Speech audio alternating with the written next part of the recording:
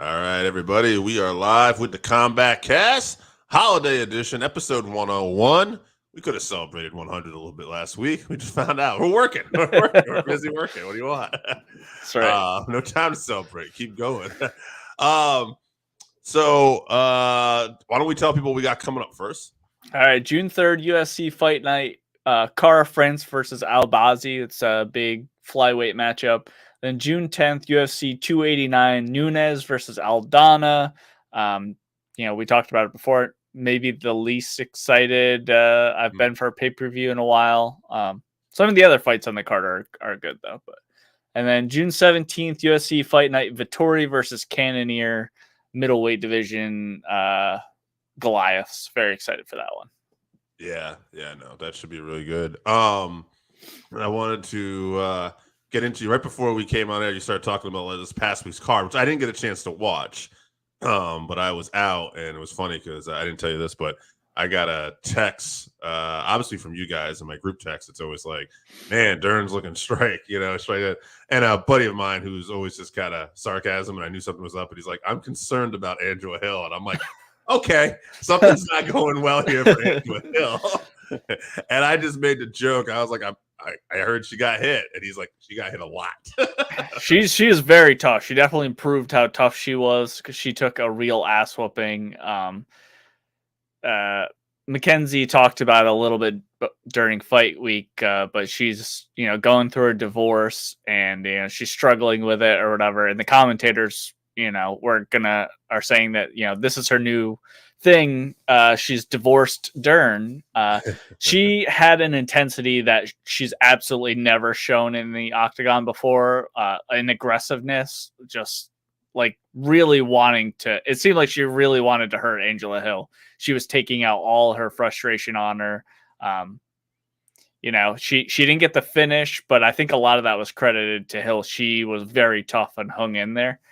But I think it was 3 10-8s for Mackenzie in that fight, which is astonishing. Wow. 3-10-8. Yeah. She looked great. And then she called out Rose very respectfully. She said, I don't know what Rose is doing because she barely fights, but I don't know what Rose is doing, but I think that would be a great matchup. She's a former champion, respect. So I thought that was a good call out. That's definitely a fight I'd like to see because, Rose has slick jiu-jitsu as well. So yeah, but probably not the level of jiu-jitsu that the Dern has. And that would make an interesting fight. Like, obviously, Rose would have the edge in striking, but would Dern improve in striking? And with Rose coming off a loss where she arguably froze a little bit and hasn't fought since, this would be the right time if you're Dern to make that call out, it seems. Right. And Dern's striking has been improving so much. She was like making Angela miss and then countering back.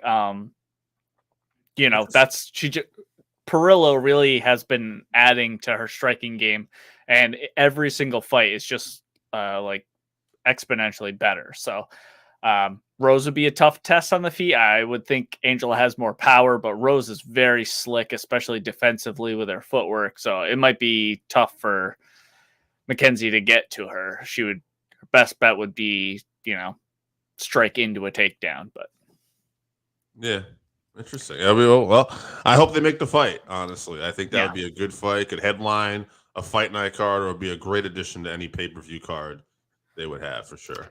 I didn't watch the prelims on this, but we talked a little bit about it last week. Just shout out to Chase Hooper, who moved up to lightweight. Apparently he dominated in lightweight, and so good for him.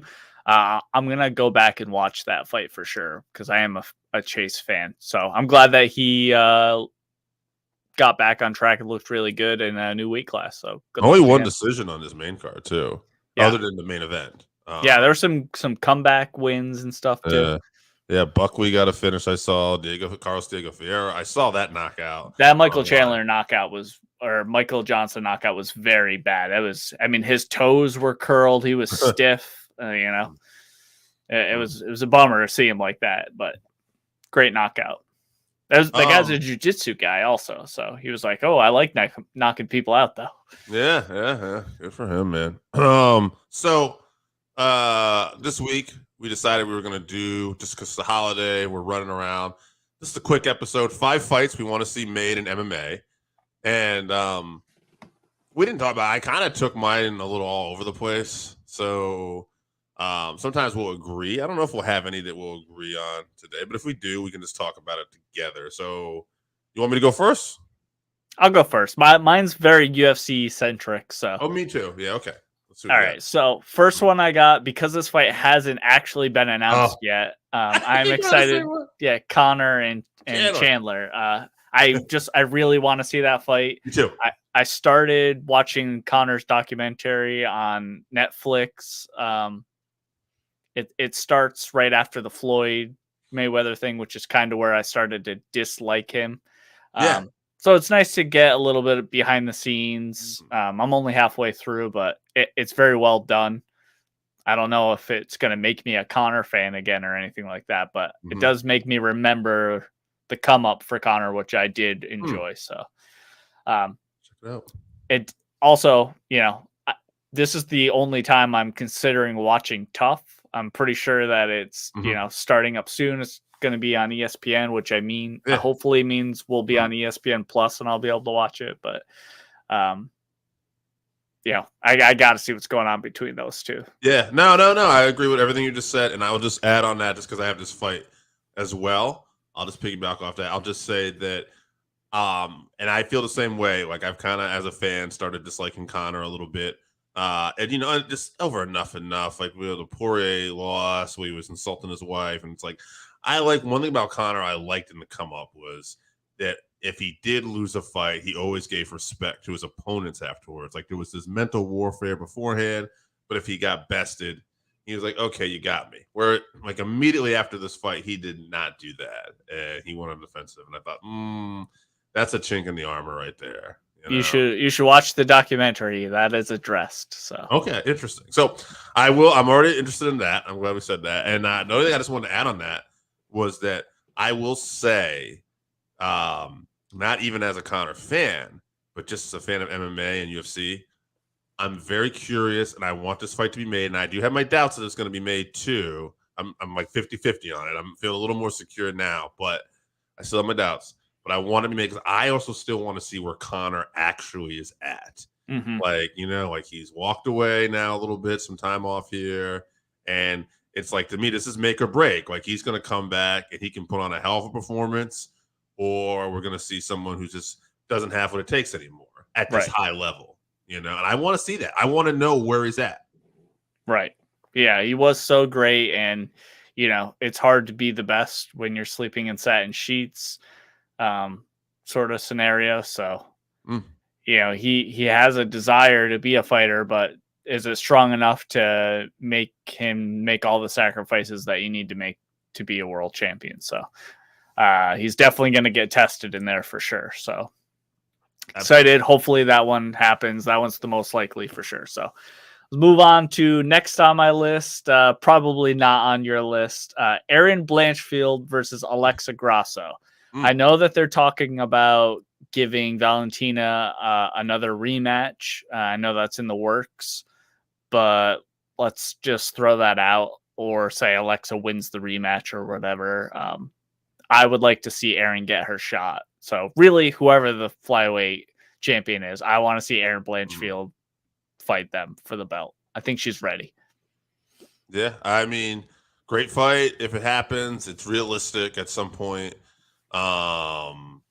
Grasso looks so good too when she won that championship. So I mean, that's arguably right now. And again, we don't know. We'll see if Valentina gets a rematch. She definitely could. Valentina's a great champion, great, so she can make adjustments. But right now, I would say not count Valentina. These are obviously the two best in the world at that division. All right, let's move on to a heavyweight title fight that I really want to see, which I doubt we're going to see, is Tom Aspinall versus John Jones.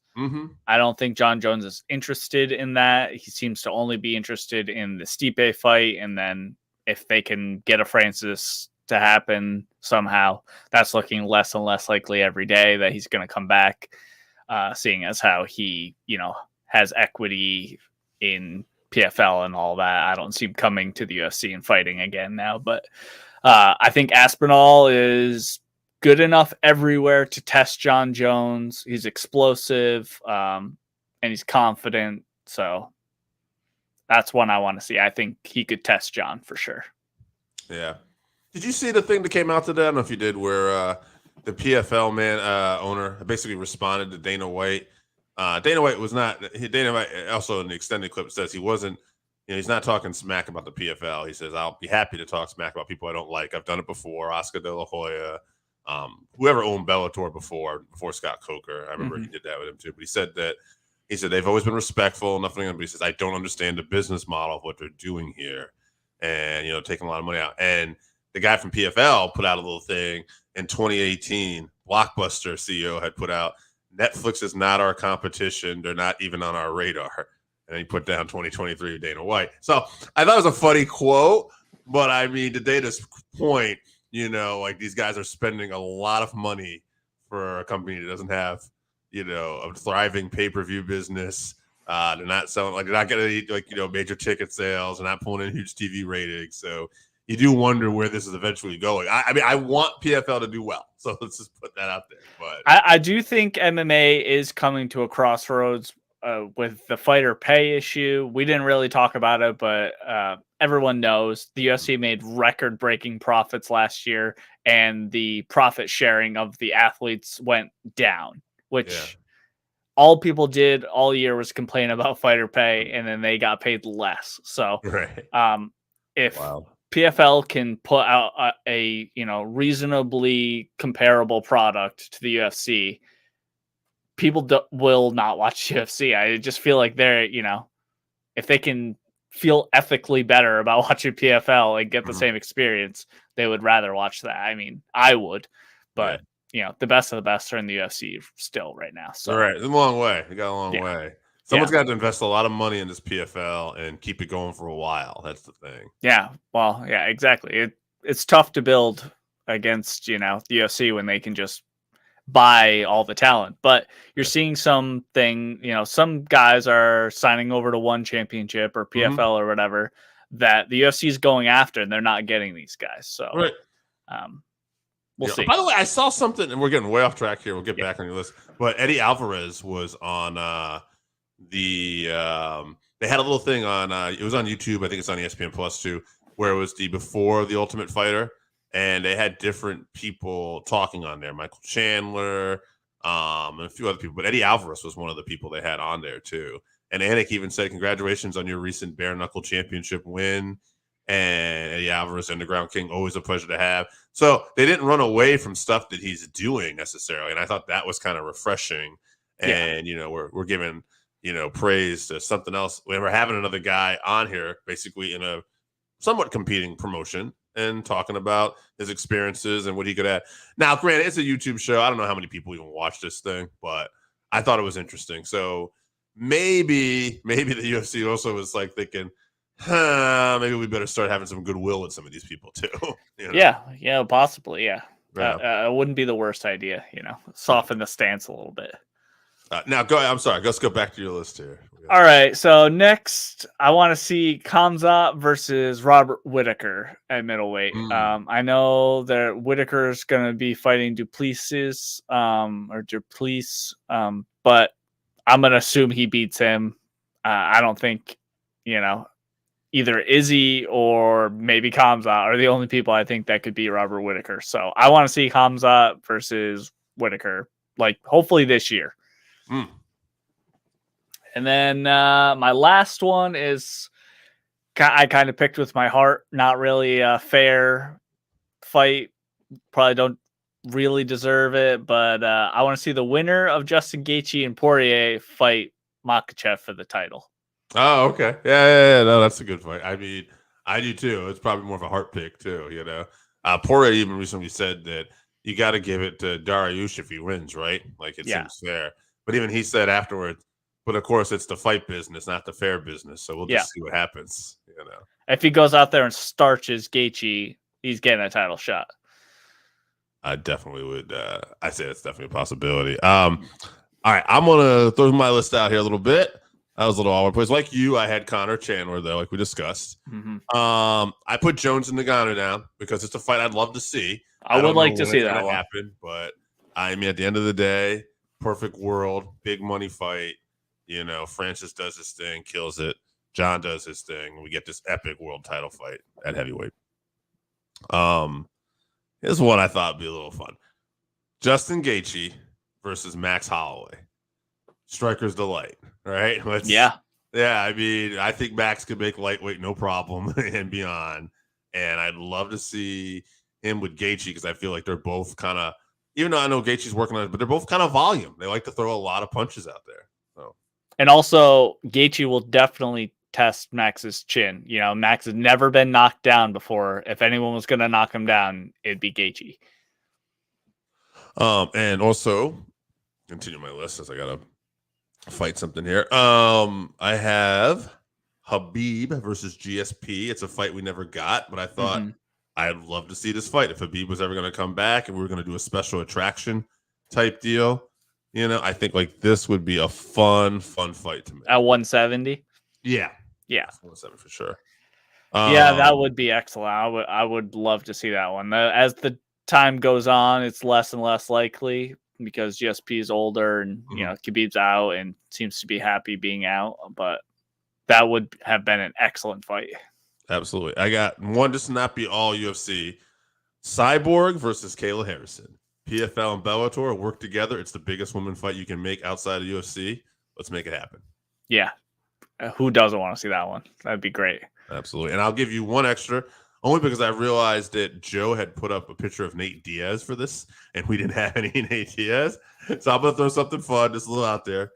The third fight, but a boxing match versus Connor and Nate, maybe out of the UFC or maybe at the UFC, another special attraction. Just those two throwing punches, equally skilled boxers, you know, MMA fighters, but high-level strikers at MMA. Have them have a boxing match one time. I'd be down to see it. Who would you favor in a boxing match between those two? Nate Diaz. Because I think, here's why. Again, don't know what Connor we're getting, so we'll see as Connor's chance. And Nate's going to, but it's still, at the end of the day, my problem, I think it would go similar to their fights. I think Connor would start off hot and heavy, then Nate would turn it on. Connor may survive if he plays his cards right and positions his energy right. But I feel, especially in a fight that's going to go beyond 5 rounds, later rounds even, by 8 or round 10, Nate will eventually get that finish because he'll find a second, third win and keep coming on stronger. I'm not so sure anymore. After watching Nate's last fight, who was it against Tony Ferguson? Yep. You know, he was tired in that fight. He was, you know, 3 rounds or whatever, and he was done. He was walking away, turning his back to him and everything. It's true. I forget that because he won that fight, but you're right. He was looking a little beat up in that. So, I mean, we'll see. We'll see in this Jake Paul boxing match what his cardio is. Because really, you know, old school Nate Diaz would go in and just put pressure on Jake in volume and just wear him down immediately and you know, bust him up with volume. But I don't know if he still has that gear to push to anymore. He didn't show it in that last fight. Now I know he really wanted to get out of that contract. He was just trying to fight to get out of the contract. So I'm not sure how much he really trained or cared or whatever, and that could be part of it. But you know, Nate Diaz being a Diaz brother and, you know, just being a fighter at heart, I imagine he trained for that fight. I think he might just be getting a little bit worn down. We're going to find out, though. We're going to find out. Also, interesting note before we get out of here, too, that fight, too, there's a rule about like a dry rule in Texas where they're not allowed to have any marijuana in their system. Somebody brought up a good point. They said if Nate actually wins the fight, it might be ruled a no contest. And I thought that would be such a Jake Paul like thing to happen, right? Yeah. Like, he had marijuana in his system. So you gotta disqualify him. He's a cheater, yeah. Texas. That's like so funny. Like, because I mean, I expect Jake to beat him up. And I don't know if he'll finish him because Nate has that chin. But Jake is bigger, you know, younger. It is boxing, you know, and Nate hasn't actually had a boxing match. So it's interesting. But We'll see what happens if that Nate Diaz we talked about is still there, and we get to round 6. It'd be interesting. All right, why don't we tell people we got coming up one more time? All right, June 3rd, UFC Fight Night, Cara France versus Albazi. Then June 10th, UFC 289, Nunes versus Aldana. And June 17th, UFC Fight Night, Vittori versus Cannonier. All right, guys. We'll see you at the fights. Happy Memorial Day.